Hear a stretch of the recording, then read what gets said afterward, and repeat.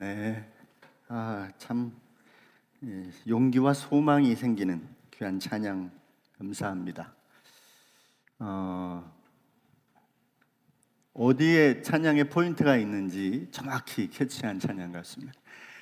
나를 지키시리라 확신하네. 갑자기 이게 주님의 이렇게 땀이 임하는 거 안에 맺히시는 것 같은 느낌이 들 정도로 믿음의 고백은 언제나 주님을 긴장시킨다. 저는 그런 생각을 해봐요. 물론 뭐 주님은 긴장하시는 분이 아니시겠지만, 왜냐하면 우리가 믿음의 선포를 하고 그렇게 살면 그걸 이제 주님이 지키셔야 되잖아요. 그죠? 우리 아이들이 뭔가 이렇게 우리 아빠는 확실히 해줄 거야 이러면 누가 긴장합니까? 그 아이는 단지 믿은 거 하나뿐인데 그 소리를 들은 우리가 긴장하는 것처럼 우리가 주님이 우리를 신실하게 지킨다라고 하는 믿음의 선언을 하면 그 선언은 주님이 그 선언을 들으신다라고 하는 걸 생각해 보면 굉장히 주님의 능력이 나타나는 통로가 될 수밖에 없습니다. 신실하신 주님, 우리를 지키시는 그 주님을 바라보며 승리해 나갔으면 좋겠고요. 우리 옆 사람과 한 번 더 그런 마음으로 인사를 나눕시다. 우리 주님을 끝까지 의지합시다. 시작. 주님을 끝까지 의지합시다. 네, 끝까지 의지합시다. 네.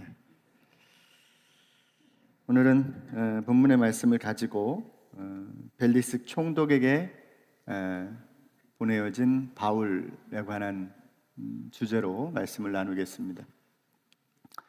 오늘 본문에 보면 그 천부장의 이름이 드디어 등장하는데 글라우디오 루시아라고 하는 이름을 가진 천부장이었습니다.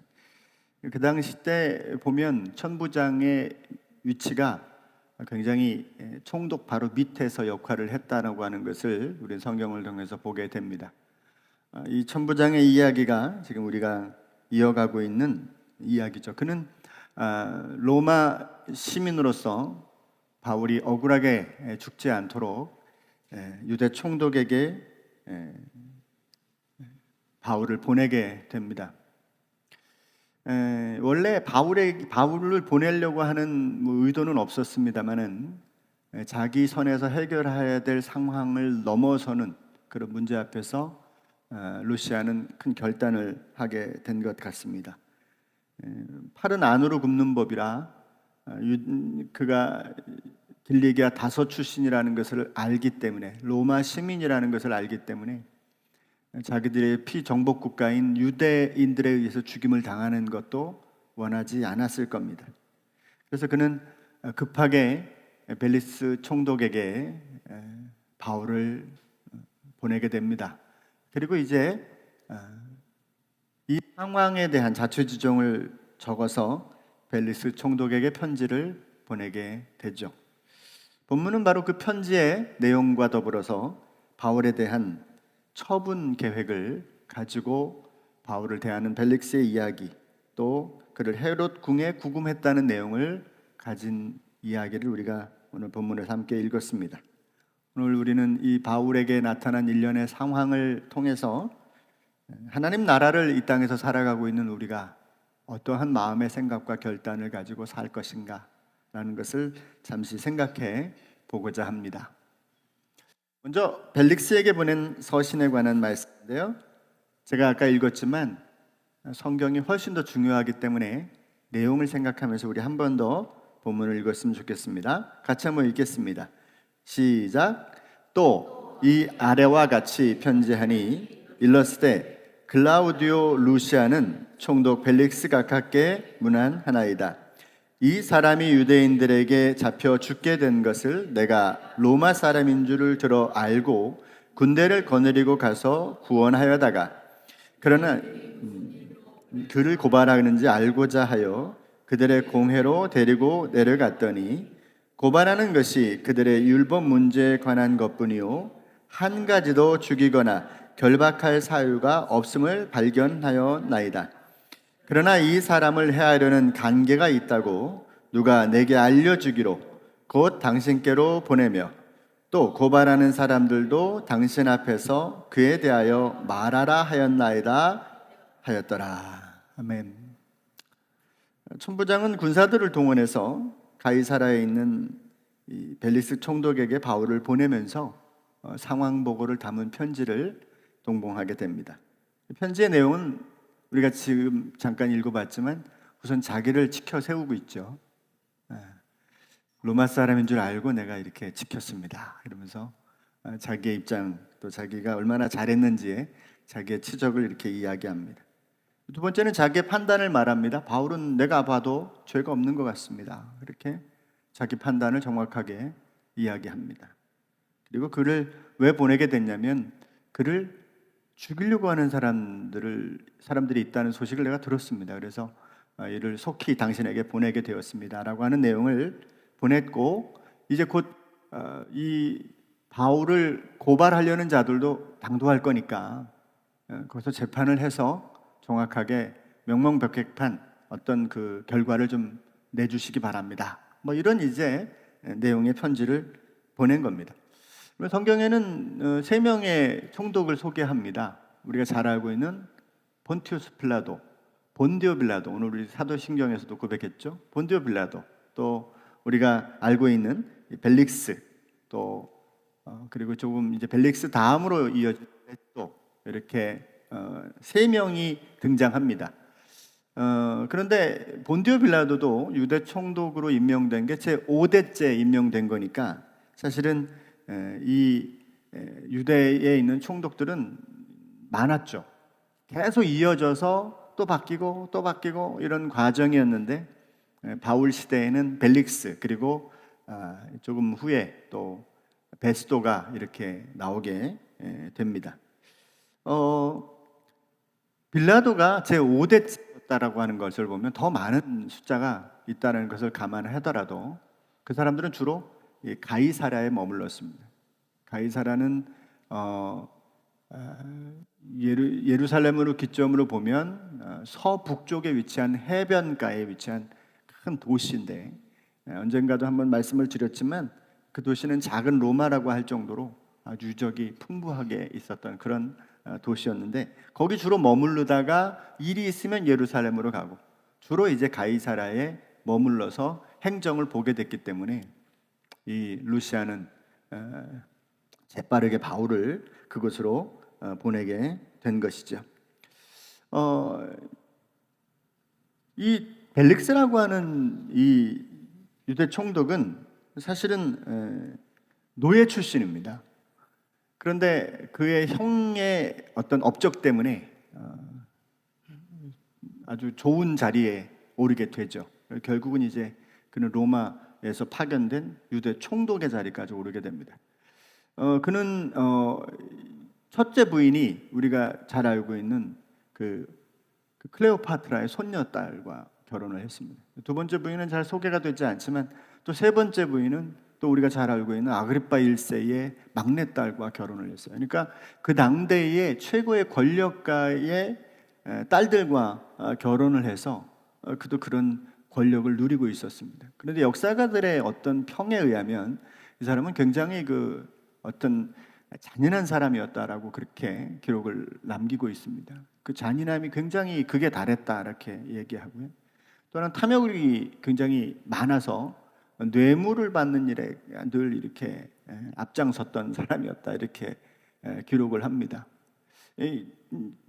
성경에는 기록되어 있지 않지만 로마 역사는 분명하게 이 사람의 죽음을 이야기하는데, 그는 결국 그 일로 인해서 유대 총독에게서 일찍 이 퇴임을 당하고 그 이후에도 형의 힘 때문에 죽지는 않고 폼페이라는 곳으로 소위 이제 이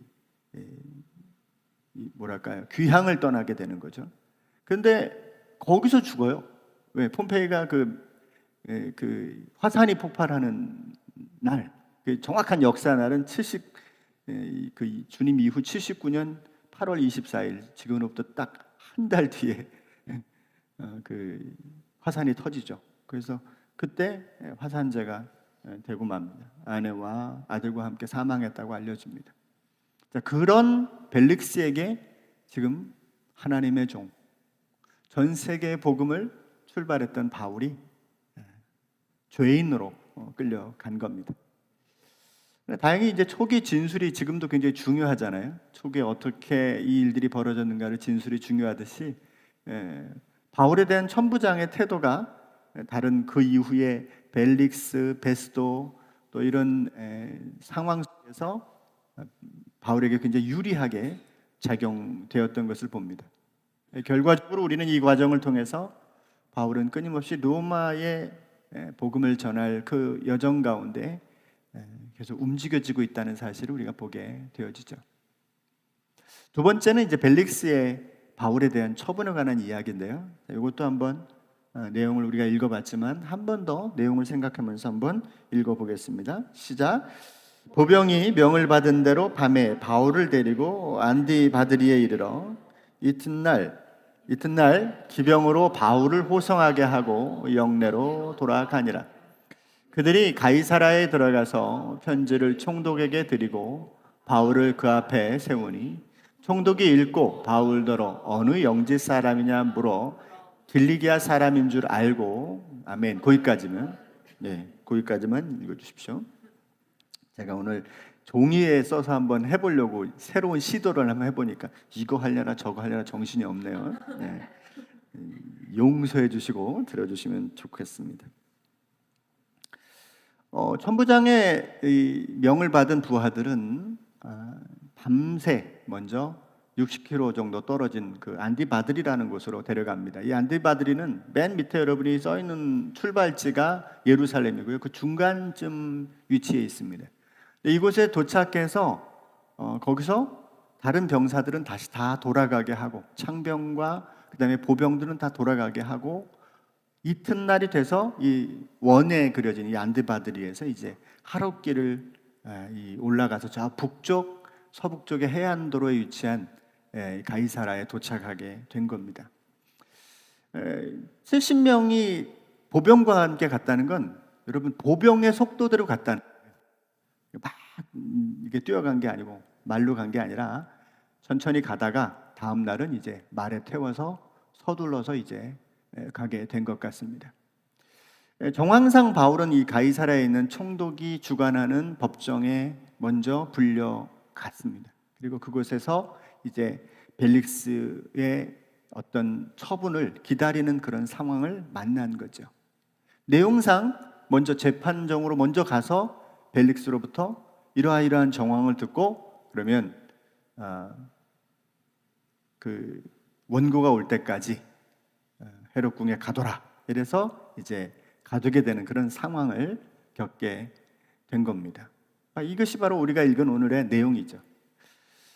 여러분, 사람을 인도하시는 주님의 방법은 사실은 상상을 초월합니다.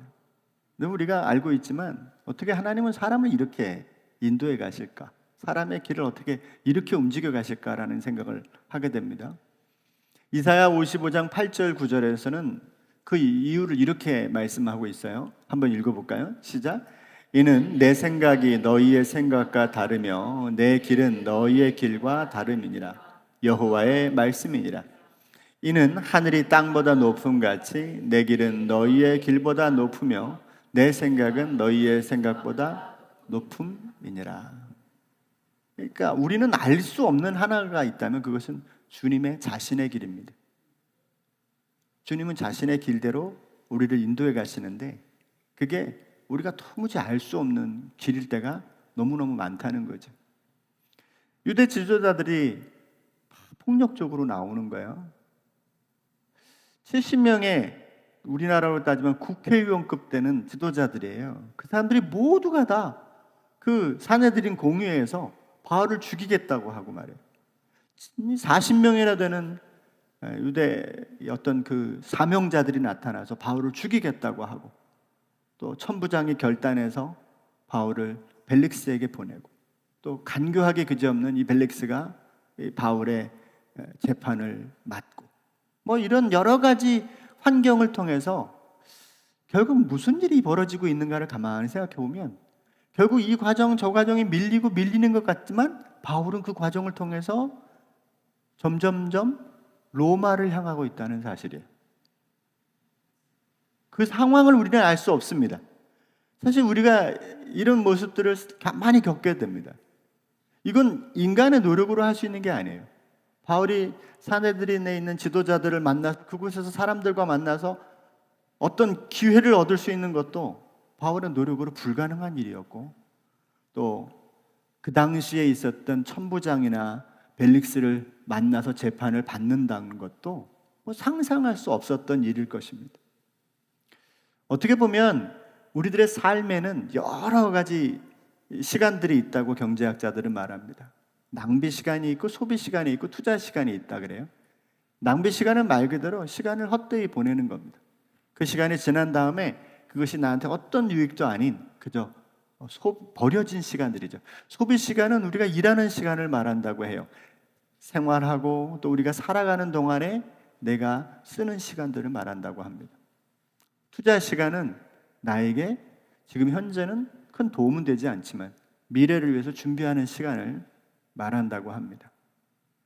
그 중에 여러분 제일 좋은 투자 시간은 모두가 공통적으로 말하는 게 운동이더라고요. 자기 몸을 위해서 준비를 잘하는 것은 그 어떤 것보다 좋은 투자 시간이라고 하니까 이 기회에 운동해보는 것도 좋을 것 같습니다.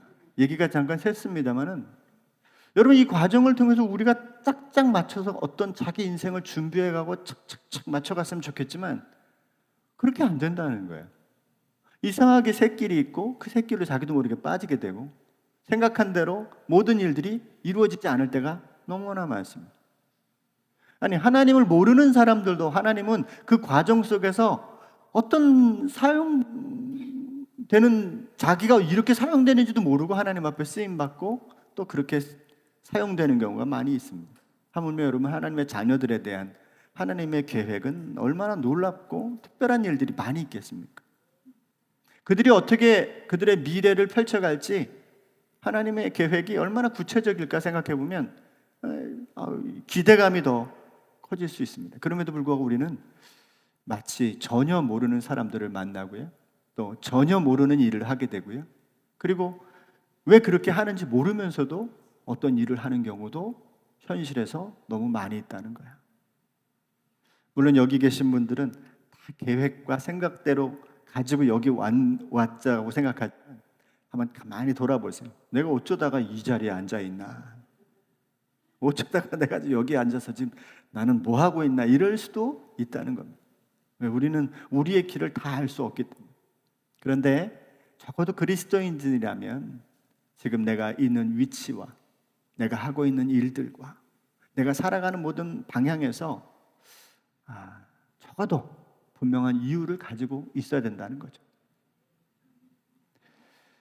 벨릭스 앞에 서기까지 갑자기 벌쳐진 일련의 상황 속에서 그래서 우리는 한 3가지 상황을 한번 생각해 볼 수 있겠다라고 하는 것을 오늘 나누고 싶은데요. 마치 이 과정에서 바울의 입장은 어땠을까? 혹은 천부장과 벨릭스의 상황은 어땠을까? 또 거기에 대한 주님의 마음은 어떤 것이었을까? 이걸 한번 이 말씀을 통해서 한번 생각해 보려고 합니다. 첫 번째 우리 바울의 관점을 한번 생각해 보죠. 바울의 시선을 가지고 한번 생각해 보죠. 많은 일들이 있었습니다. 갑자기 법정에 서고 갑자기 불려다니고 갑자기 자기의 삶을 변명해야 되는 또 예수님을 어떤 상황에서 또 증거해야 되는 수많은 상황들이 펼쳐지고 있습니다. 자기를 죽이려는 사람들 그곳에서 어떻게 탈출하는지 그런 상황들을 경험하게 되는 거죠. 그런데 그럴수록 여러분 바울은 점점 더 분명한 답을 얻었을 것이라는 겁니다. 뭡니까? 주님께서 그에게 담대하라. 너는 로마에 가서도 복음을 전해야 될 거다. 여러분 그 말씀을 그 저녁에 받았잖아요.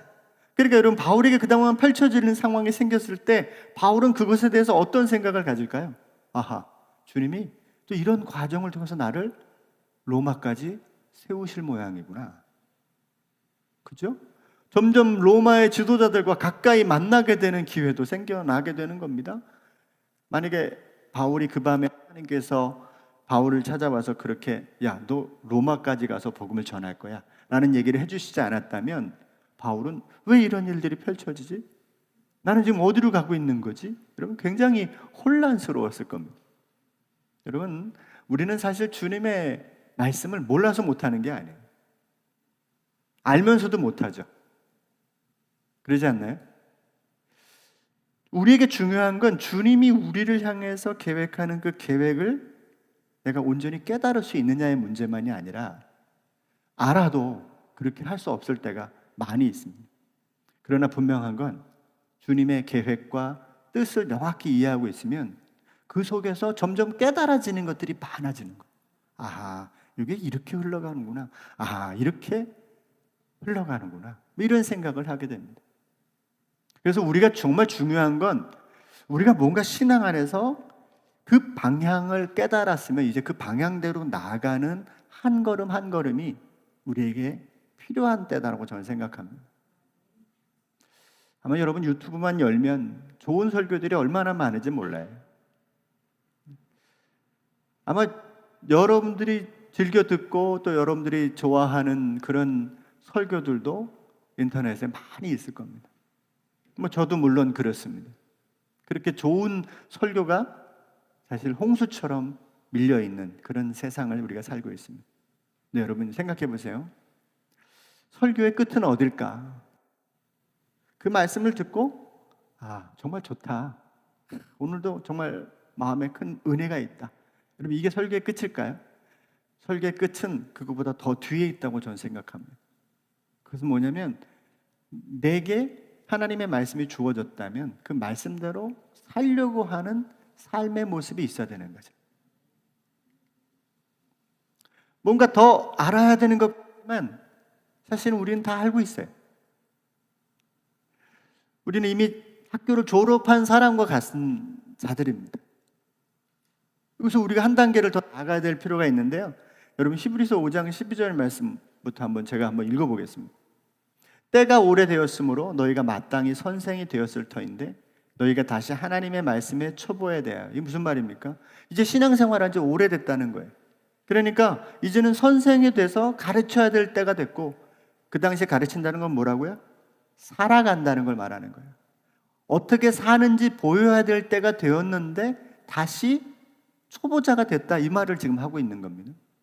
누구에게서 가르침을 받아야 할 처지가 되었으니 이건 마치 단단한 음식은 못 먹고 젖을 먹어야 되는 어린아이와 같이 된 것과 같다라고 이야기하는 겁니다. 잘 생각해 보세요. 13절, 이는 젖을 먹는 자마다 어린아이니 의의 말씀을 경험하지 못한 자다, 이렇게 얘기해요. 자, 이게 되게 중요한 얘기인데요.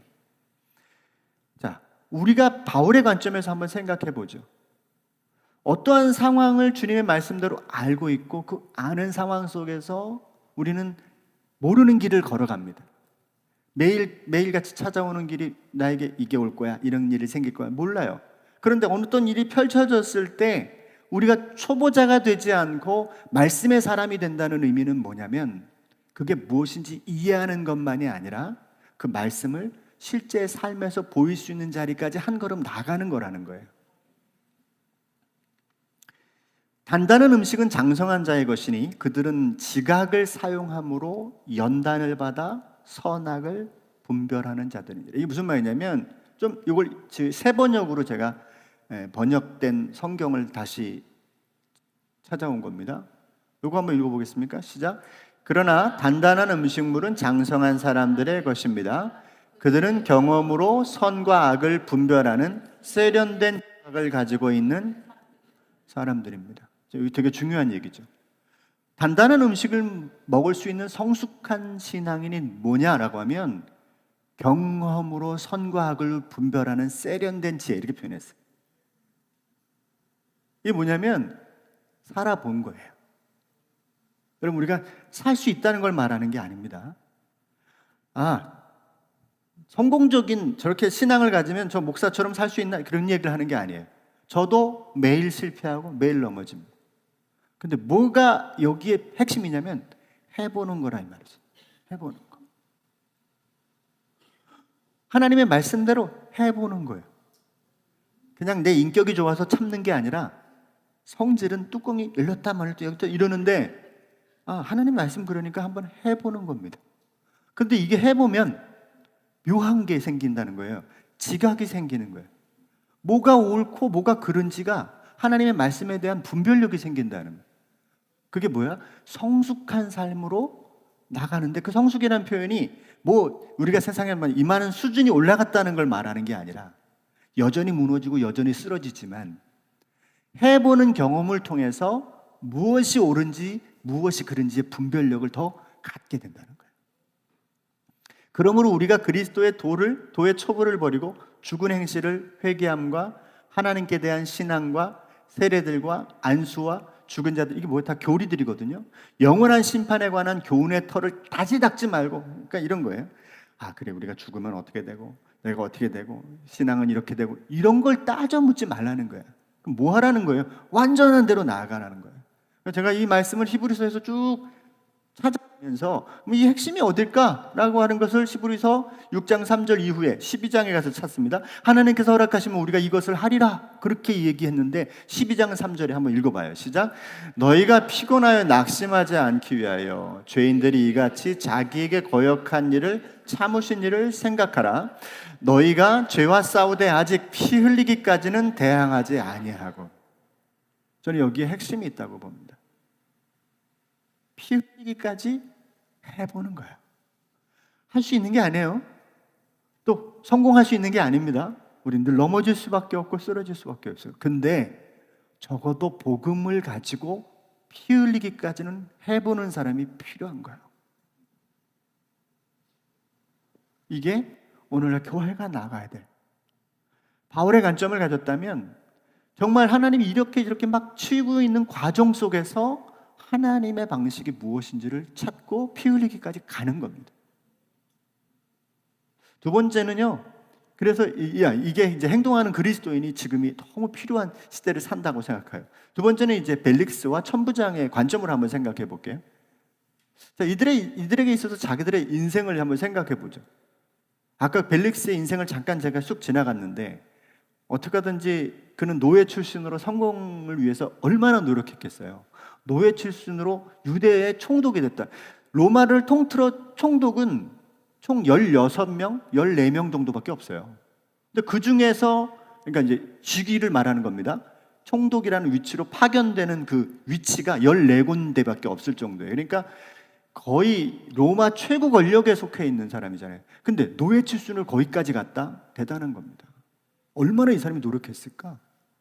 얼마나 그 자리까지 위해서 그 사람이 피 흘리기까지 수고했을까? 저는 그런 생각을 해봅니다.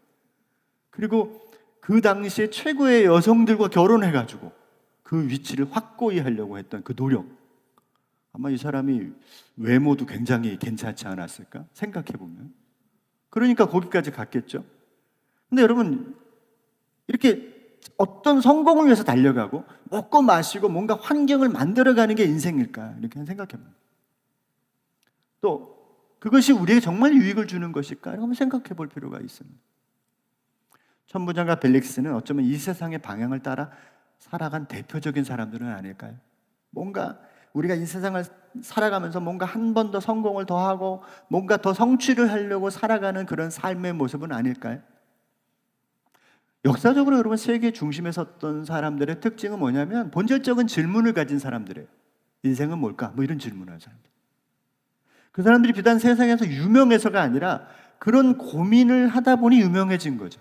그건 뭘 의미합니까? 진짜 우리가 세상을 살면서 고민해야 될 건 우리가 살아가는 현실에서의 당장의 필요보다 그 너머에 더 중요한 것이 있다는 걸 아는 자들이라는 거죠.